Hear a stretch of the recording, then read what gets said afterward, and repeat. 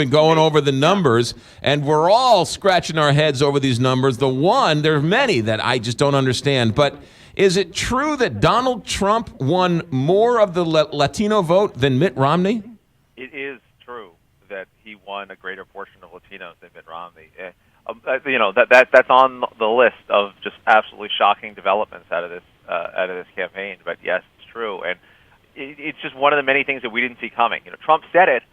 Trump told us this was happening, but no one believed it. It just seemed unfathomable, and it wasn't reflected in our polling, which again led us in some really wrong directions in retrospect. Yeah. Now you're right that the world didn't see it coming. Donald Trump saw it coming, but even Donald Trump's supporters didn't see it coming either.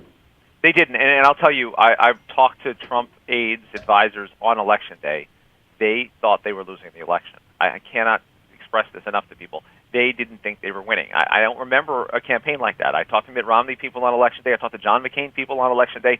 They thought they were winning. They were very wrong. Donald Trump's people thought he was losing, and they were very wrong.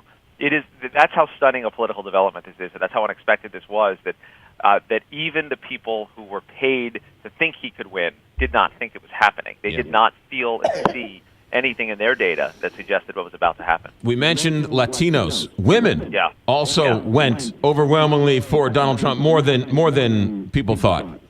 Well, yeah, so there's always a gender gap, and Hillary Clinton did win women, but she didn't win it marginally by much more than Barack Obama did 4 years ago. So that was a Hillary Clinton advantage. It remains so, but the number of white women in particular that still went for Trump was shocking to a lot of people who thought that the offensive things that he said would be disqualifying.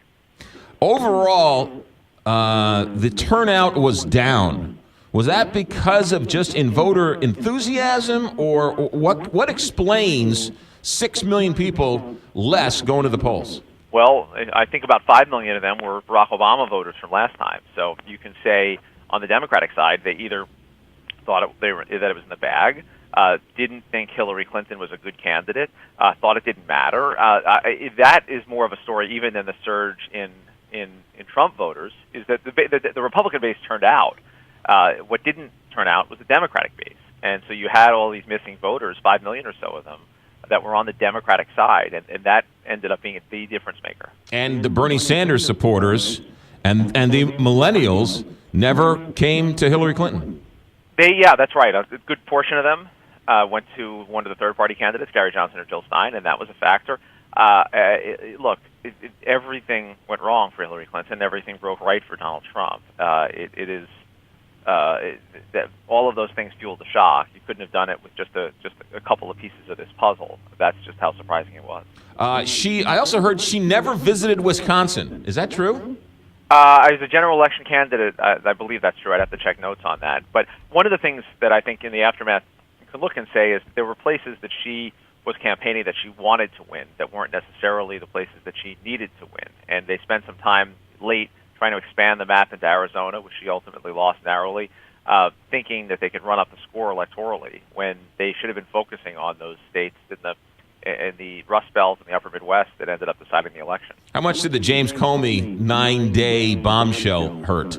That will be debated for a long time. I don't think it was a decisive factor, but I think it distracted from her closing message in a damaging way. I think she had a way to close that campaign that would be drumming up enthusiasm, excitement around her candidacy. Instead, she was playing a lot of defense from the FBI director. So I think that was a bombshell that exploded across the end of the campaign. But again, I'm not convinced that alone lost an election for her. I think that the Republican Party listened to their voters and ultimately accepted Donald Trump. The Democrats didn't listen to their voters. Their voters who were going to the polls wanted Bernie Sanders, and they manipulated it to get Hillary Clinton on top of the ticket. Well, I don't know if that's quite true. I mean, Hillary Clinton did get more votes, but I think there's a broad piece of your argument that is true, which is that the voters took over the Republican Party. This was not.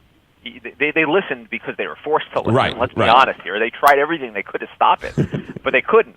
And then ultimately they gave way. Now, you could say that the force of the Democratic Party did everything that it could to stop Bernie Sanders and succeeded. The only difference is they succeeded in stopping what the voters were saying as opposed to what top-down was saying.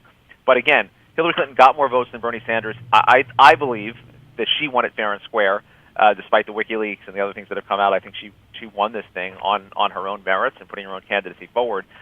Look, if someone had succeeded in stopping Donald Trump, maybe the same problems would have visited the Republican Party. You don't get to replay the game. Right. But I do think there's a rough parallel about the parties just not listening to or not representing the voters that constitute what the party means.